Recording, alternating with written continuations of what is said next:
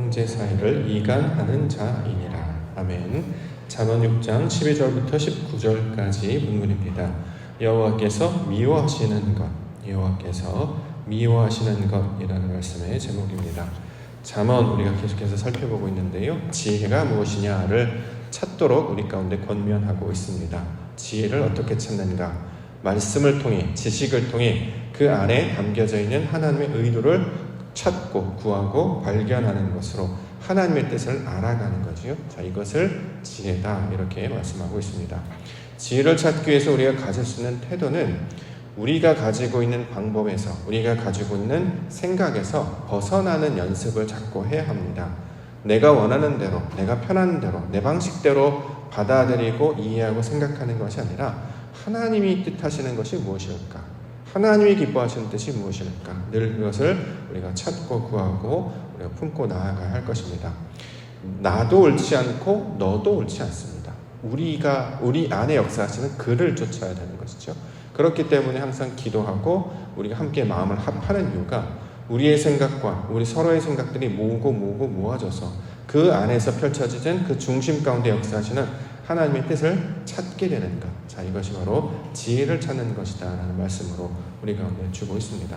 자, 그러면 내가 원래 가지고 있는 내 방식이 있었어요. 원래 가지고 있는 내 생각, 내 고집, 스스로 갖춰준 나만의 기준이 있었죠. 자, 이런 기준에서, 나라고 하는 기준에서 하나님이라고 하는 기준으로 옮겨지는 것, 바뀌어지는 것. 자, 이것이 바로 이제 지혜의 내용이 될 텐데요. 이것을 가리켜서 구원이라고 말하기도 하고, 어저께 말로 한다 그러면 이제 벗어나는 것, 스스로 구원하는 방법이 될 것이고, 오늘은 뭐라고 설명하냐면 이것이 여호와께서 미워하는 것이다. 자, 이걸 이렇게 설명하고 있습니다. 16절. 여호와께서 미워하시는 것, 곧 그의 마음에 싫어하는 것이 7가지니. 자, 미워하다라는 개념을 보면 우리가 생각하는 미워하다라는 것을 하는 것은 어떤 우리 몸 밖에 있는 것, 눈 앞에 있는 것을 불편하게 생각하는 것, 마음에 들어하지 않는 것. 자, 이걸 이제 미워하다의 개념으로 우리가 알고 있잖아요. 근데 중요한 것은 우리는 말씀을 이제 진리로 받기 때문에 이게 무슨 뜻이냐면 우리 바깥에 있는 것을 판단하는 게 아닙니다. 우리 안에 나타나 있는 것들을 구별하기 시작한다는 뜻이에요. 이걸 미워하다고 이제 우리가 번역을 하는데, 미워하다라고 받기 때문에 그럼 하나님께서 뭘 다른 걸 미워하시는구나 이렇게 하면 그 미워하는 것이 무엇인지를 몸 바깥에서 찾는 것이 아니라 우리 안에서 나타나는 것 중에서 하나님께서 기뻐하시지 않는 것이 어떤 것인지를 알게 되는 것, 이걸 이제 미워하다라고 지금 번역을 하고 있습니다. 자, 우리는 원래 하나님의 뜻이 무엇인지를 몰랐잖아요. 어둠의 상태였단 말이죠. 어둠, 캄캄한 상태에서 뭐가 뭔지 모르는 상태였습니다. 근데 빛이 들어오기 시작합니다. 진리를 깨닫기 시작해요. 빛이 생기게 되면, 빛이 있으라 해서 빛이 생기게 되면 이제 어떻게 되면 지각하게 되죠. 분별하기 시작해요. 어떤 걸 분별하냐면 사물을 인지하고 어떤 것들을 보는 것처럼 하나님의 것과 하나님의 것이 아닌 것을 조금씩 분별하여 알게 됩니다. 자, 그러면 하나님이 기뻐하시는 것이 이런 것이구나라고 하면서 이제 빛으로 나아가게 되는 거죠. 자, 빛으로 나아가게 되면 상대적으로 동시에 알게 되는 것이 무엇이냐면 하나님께서 기뻐하시지 않는 것이 무엇인지도 함께 알게 됩니다. 우리 안에 여전히 남아있는 육신적 속성, 자, 우리 안에 여전히 우리를 주도하고 우리가 가져온 기질, 생각, 옛습관, 자, 이런 것들이 내 안에 그대로 남아져 있구나라는 것을 이제 알게 된다는 거죠. 이것을 가리켜서 여호와께서 미워하시는 것이다 이렇게 이야기합니다. 자, 사도 바울도 이것 때문에 늘 이제 고민을 했잖아요. 말씀이 있는데 여전히 우리는 육신을 가지고 있고 분명히 하나님의 뜻을 찾는 자임에도 불구하고 여전히 나의 혈기, 기질, 습관, 내 방식이 자꾸 나의 발목을 잡고 나아갑니다. 이걸 하나님께서 기뻐하시지 않는 거라는 걸 알고 있어요. 자, 그렇기 때문에 육신과 하나님이 주신 말씀으로 소위 말하는 영적 전쟁을 이루는 것, 그것을 통해서 하나님의 것으로 나아가는 것. 자, 이것을 지금 지혜의 길로 지금 설명하고 있는 것입니다. 하나님을 기쁘시게 하려면 먼저 전제되어야 하는 것은 하나님께서 기뻐하시지 않는 것을 버려야 되잖아요. 그렇죠? 하나님이 기뻐하시는 일을 해야 합니다. 근데 하나님이 기뻐하시는 일을 하는 것이 무엇이냐면 내가 원래 가지고 있는 육신적 본성을 버려야 돼요. 그래야 이걸 기쁜 일을 하는 거잖아요. 엄마 아빠가 하지 말라고 하는 걸 하지 말아야죠. 그래야 기뻐하는 일이 되는데 하나님이 하는 일도 하고 여전히 육신들도 하고 이렇게 되면 두 가지 것 섞여 있는 것이기 때문에 그것은 이제 성경에서 악한 것이다 이렇게 이야기합니다. 따라서 오늘은 이제 미워하는 거다라고 이제 말씀하시는 이유는 빛이 나의 진리를 깨닫고 빛의 임함으로 말미암아 하나님께서 기뻐하시지 않는 것이 무엇인지를 깨달아서 여기서 벗어나 하나님의 길로 나아가게 가는 과정으로 이 지혜가 무엇인지를 이제 설명하고 있는 것입니다. 자, 그것을 67가지다 이제 설명하고 있어요. 자, 67가지, 6가지나 7가지 이런 표현이겠죠.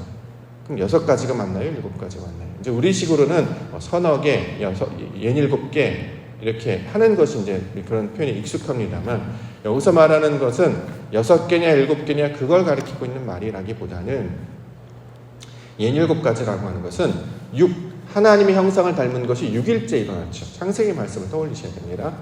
6째 날에 하나님의 형상을 아담을 지으셨어요. 자, 하나님의 모양과 똑같은 모양이 됐어요. 그래서 그 모양이 완전해졌을 때 하나님께서 보시기에 심히 좋았다라고 말씀하시면서 어디로 나아갑니까? 안식으로 나아갑니다. 다 이루셨기 때문에 이걸 7이라고 표현을 하죠. 여기서 말하는 67가지라고 하는 것은 6가지, 7가지 이게 아니라 하나님의 형상을 닮은 모양으로 완성돼가는 그 과정을 설명하고 있는 단어들입니다. 자, 그렇기 때문에 이게 바로 지혜다라는 거죠. 나의 속성, 나의 욕망, 내 방식에서 벗어나서 하나님의 것으로 옮겨지는 상태. 그러니까 히브리 상태, 강을 건넌 상태, 육신의 것에서 말씀을 붙잡는 그런 상태로 바뀌어지게 되는 것. 자, 이것을 지혜다라는 말씀을 큰 전제를 통해 우리 가운데 이제 세세하게 설명을 하고 있는 것입니다. 자, 이처럼 오늘 본문에 보면 하나님의 진리 빛이 드러나게 되면 우리가 지금까지 어떻게 살았고 내가 여전히 이러한 상태임을 잘 알게 되죠. 나는 무익하다, 연약하다, 나는 아무것도 아니다. 이런 걸 이렇게 발견할 수 있어야 되지 않겠습니까? 자, 이것을 설명할 때 본문에서는 여러 가지 이제 단어들로 표현을 하고 있습니다. 17절부터 19절 먼저 볼게요. 곧 교만한 눈과 거짓된 혀와 무지한 자의 피를 흘리는 손과 악한 계교를 꾀하는 마음과 빨리 악으로 달려가는 발과 거짓을 말하는 망령된 증인과 및 형제 사이를 이간하는 자이니라. 다 보면 이제 안 좋은 것들만 이제 기록이 되어 있죠. 근데 이 중요한 이 목적이 무엇인지를 볼 수 있어야 됩니다. 안 좋은 것들을 드러나게 하시는 일은 우리 안에 이것들이 발견되어지는 거예요. 지혜로 나아가게 되면 이것들을 발견하게 돼요. 보통 보면 이제 교만한 눈, 거짓된 혀, 무지한 자의 피 흘리는 손 그러면 내 몸 바깥에 있는 다른 사람을 정죄할 때 이걸 자꾸 끌어와서 자꾸 사용한단 말이죠. 당신 교만해, 당신은 악해, 말이 틀렸어. 이렇게 몸 바깥에 있는 다른 사람을 정죄하기 위해서 이게 기준을 펼친 게 아니라 빛을 비추게 되면 우리 안에 이런 육신적 본성들이 드러나게 된다라는 거예요. 내가 교만한 자였구나를 알게 되는 것이고 내가 거짓했냐, 의미 없는 말을 하는 사람이었구나가 드러나게 되는 것입니다. 그래서 이 나의 육신적 본성들이 자꾸 드러나서 말씀의 빛에 노출되게 하심으로 하나님의 말씀으로 충만케 되어서 물이 바다 덮음같이 여호와를 아는 것으로 충만해지는 상태로 나아가는 것을 지혜다 이렇게 얘기하는 거죠. 자, 오늘 본문에 말하고 있는 27절과 19절을 신약에서는 뭐라고 표현을 하고 있냐면 귀신 들린 자라고 표현합니다. 하나님의 뜻이 아닌 것들 품고 있는 상태, 그러니까 하나님이 미워하시는, 여호와께서 미워하시는 상태가 여전히 우리 육신 가운데 남아있다는 거죠. 이걸 이렇게 드러나게 하시는 것은 그것을 가지고 죄가 뭔지를 일일이 설명해서 너가 그런 죄를 범하고 있다 이게 아니라 이게 우리 안에 나타나게 하는 특징이다라는 것이에요. 내가 이러한 자였구나 라는 것을 알게 하시는 모양이 되고 있는 것이죠. 이제 6가지다 7가지다 이렇게 해가지고 이것만 이제 그대로 이 모양을 이렇게 따갖고 와갖고 7가 지약이라는 운동 또는 7대 카톨릭에서는 7대 죄악 이렇게 해가지고 이걸 구체화시켜서 욕망 덩어리, 탐욕 덩어리, 죄악 덩어리 막 이렇게 해서 죄를 자꾸 묵상하게 하는데요. 성경에서 말하는 죄를 말하는 것은 의도와 방향을 우리가 늘 알아야 됩니다. 죄를 묵상하면 사망밖에 없잖아요. 죄를 묵상하는 것이 아니라 은혜가 넘치기 때문에 자의 연약함을 알게 되는 거죠. 예를 한번 들어보겠습니다. 사람이 마음이 넉넉해지고 풍성해지잖아요. 그러면 사람이 너그러워집니다. 그렇죠? 너그러워져요. 소위 말하는 이제 아무것도 없는 자인데 이 속에 꽉 차게 되면 사람이 풍성하게 됩니다. 그럼 원망의 말도 그치게 되고요. 미워하는 것도 사라지게 됩니다. 그렇죠? 그래서 뭐래요? 내가 옛날에 욕심 그렇게 많았다. 내가 옛날에 그렇게 못하는 사람이었어. 사도 바울이 그러잖아요. 내가 옛날에 폭행자였고 비방자였고 죄인 중에 괴수였고 이런 고백을 하잖아요. 이런 고백, 사실은 다른 사람이 들으면 자신의 치부에 해당하는 말입니다. 자신의 연약함, 자신의 부끄러움에 관한 것을 드러낸다는 것은 쉽지 않은 일이거든요. 그래서 사람들이 늘 그걸 들키지 않으려고 감추려고 하는데, 빛의 자녀들은 이게 아무런 것이 아니고 하나님께서 나를 그러한 상태에서 바꾸어내셨기 때문에 부끄러워하지 않아요. 그래서 나를 있는 그대로 드러나게 됩니다. 내가 연약한 자임을 그대로 이해하고 받아들여서 내가 그런 자입니다라고 받아들이는 상태가 된다는 거죠. 여기서 말하는 여호와께서 미워하시는 것이라는 것은 나의 옛 모습이 그러한 상태였음을 발견하는 내용으로 우리가 이것을 받아야 넘어지지 않습니다. 그렇지 않으면 정죄하거나 미워하거나 이 판단한 근거로 자꾸 사용하려는 이 습관이 있는데, 이런 것에 미혹되지 않도록 하나님께서 우리를 드러나게 하셔서 하나님의 뜻으로 인도하시려고 그러는구나. 그러면 우리 안에 이런 모양들이 나타나는 것은 이게 바로 진리를 잘 깨닫고 있구나. 내가 이런 사람이었지, 내가 이런 연약한 자였지. 그러나 중요한 것은 그러한 자로 머물기는 게 아니라 그러한 상태에서 이제 하나님의 것을 받아들이는 자로 바뀌게 될 것이야 라는 소망을 갖게 하시려고 이 말씀을 주신 것임을 이제 우리가 기억해야 합니다. 그래서 이제 그 다음 내일 이제 살펴보겠습니다만, 성경에서는 옛사람을 뭐라고 표현하냐면 음녀라고 표현합니다. 옛사람, 자기 육신 가운데, 자신의 욕망 가운데 빛이 없이 살아가는 그러한 상태, 자신의 지식과 경험을 의지하는 상태로 살아가는 것을 음녀라고 표현을 하고요. 우리가 음녀잖아요. 호세아에 따르면 음란한 이스라엘을 가리키고 우리가 음녀인데, 그런 음녀와 같은 하나님의 말씀이 없이 살아갔던 그런 음녀와 같은 사람들을 현숙한 여인으로 바꾸시는 이야기가 이제 하나님의 이야기가 된다는 거죠. 우리가 음녀와 같은 사람이었는데 우리를 현숙한 여인, 여기서 이제 지혜를 가진 자로 설명하고 있죠. 이게 전체적인 잠언의 주제의 내용입니다. 지식이 없고 지혜가 없던 자에게 말씀을 가르치고 하나님의 뜻을 가르쳐 주셔서 말씀도 깨닫고 은혜도 깨닫고 하나님의 뜻이 무엇인지 아는, 그래서 참된 지혜 가운데 살아가는 자, 그래서 영과 진리로 아버지를 참되게 예배하는 자, 그래서 이것을 이스라엘, 시온, 헵시바, 뷸라 이렇게 부르는 이유가 그러한 모양으로 바꾸시는 것으로 우리 가운데 설명을 하고 있습니다. 그렇기 때문에 우리는 이렇게 계속 나아가고 있는 거예요. 자꾸 과거를 돌아볼 것이 아니라 앞으로 하나님이 하실 걸 계속 기대하면서 그가 우리를 풍성하게 이루시고 채우실 것을 소망하면서 나아가게 하신다는 거죠. 그러면 우리가 말하는 것도 판단하는 것도 행동하는 것도 큰 사람, 하나님의 형상을 닮은 자처럼 그렇게 생각하고 말하고 행동하게 된다는 것입니다. 그러므로 하나님의 소망하실 걸 기대하면서 오늘 본문들을 우리가 받기를 소망합니다. 간단하게 좀 살펴보겠습니다. 12절 13절. 불량하고 악한 자는 구부러진 말을 하고 다니며 눈짓을 하며 말로 뜻을 보이며 손가락질을 하며, 요건 이제 한 뭉탱이로 다 나쁜 것이다 이제 이렇게 부정적인 의미처럼 해석을 해놨는데, 불량하고 악한 자라고 하는 것은 무슨 뜻이냐면 의미 없는 말을 하는 상태. 이걸 불량한다는 게 뭘까요? 욕한다는 것인가요? 나쁜 말 한다는 뜻인가요? 우리가 알고 있는 불량의 개념은 하고 성경의 개념은 좀 다르죠.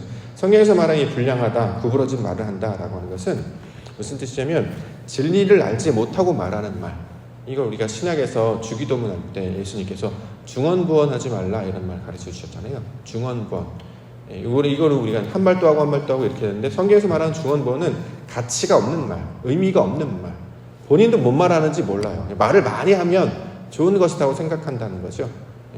진리를 깨닫고 말하는 5마디가 1만 마디 방언보다 훨씬 더 가치롭다라고 할 때 그때 사용하는 말입니다. 우리가 원래 진리를 알지 못하면, 하나님의 뜻을 알지 못하면 세상의 것들을 막 받아들이기 때문에 좋은 게 좋은 거야. 그래서 막 받아들입니다. 여기서도 그런 말 했다, 저기서 저런 말 했다, 여기서 이런 말 했다. 근데 말을 많이 한다고 해서 거기서 의미 있는 말이 있었을까요? 하나도 없죠. 다 쓸데없는 말이 된다는 거죠. 생명력이 없다라는 말입니다. 본인도 열매를 맺지 못하고 상대도 열매를 맺지 못하는 자, 그런 상태에 있던 자가 이제 바뀌는 거예요. 뭘로 바뀌느냐? 눈짓을 하는 것으로, 발로 뜻을 보이는 것으로 손가락질하는 거예요. 이건 이제 부정적인 의미처럼 이렇게 묘사를 했는데, 실제로는 아이가 말을 알아듣기 시작하면서 초점을 맞추기 시작하는 것, 그래서 발짓을 하는 것, 손짓을 하는 것, 뭔가 알지 못했던 의미 없는 상태에서 뭔가 의도를 가지고 손과 발을 움직이는 상태로 바뀌었다, 이런 의도로 주신 말씀입니다. 우리는 여태까지 자신의 욕망을 채우기 위해서 의미 없는 말, 아무 말 막 하고 살았는데, 하나님의 뜻을 알고 나니까 우리의 눈짓과 손짓과 발짓이 하나님을 향하는 것으로 바뀐다, 자, 이 뜻입니다. 이게 이제 6가지, 67가지가 가지고 있는 말을 그대로 이제 풀어서 설명하고 있습니다. 그럼 어떻게 바뀝니까? 우리가 기도하는 사람으로 바뀌고요.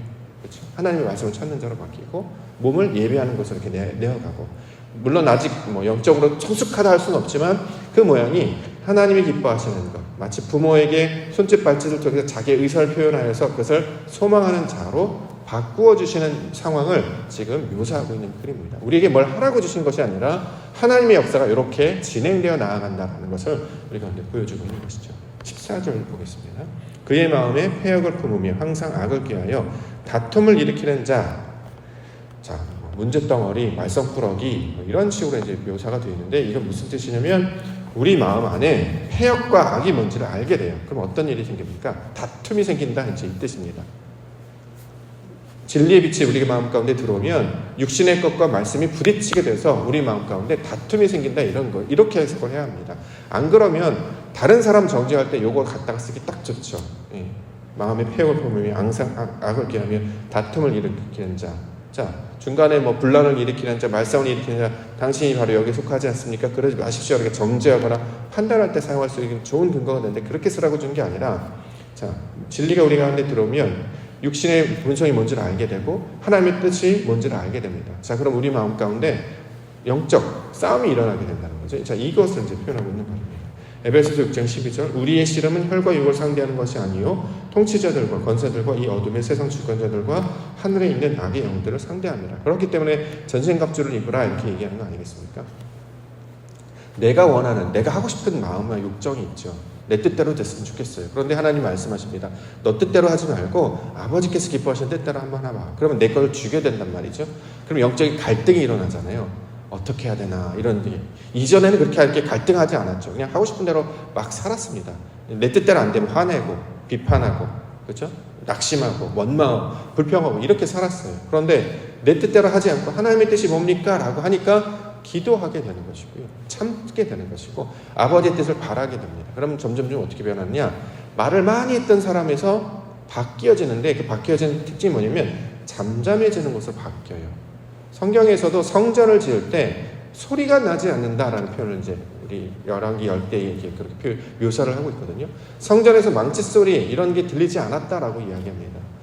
성전을 세우는데 소리가 어떻게 안 날까요? 그것을 말하는 성전은 우리 마음밭을 가리키고 있는 말이기 때문에, 성령께서 역사하고 있는 것이기 때문에, 이전에는 울리는 꽹과리와 같은 의미 없는 말을 막 하던 사람이 하나님의 마음을 품는 그 사랑, 성전이 되면 진리와 뜻을 알기 때문에 모든 것들을 바라고 모든 것들을 참으며 모든 것들을 소망하는 자로 바뀌게 된다는 말이죠. 이렇게 성전으로 바뀌게 된다. 자, 이 이야기를 본문을 통해서 설명하고 있습니다.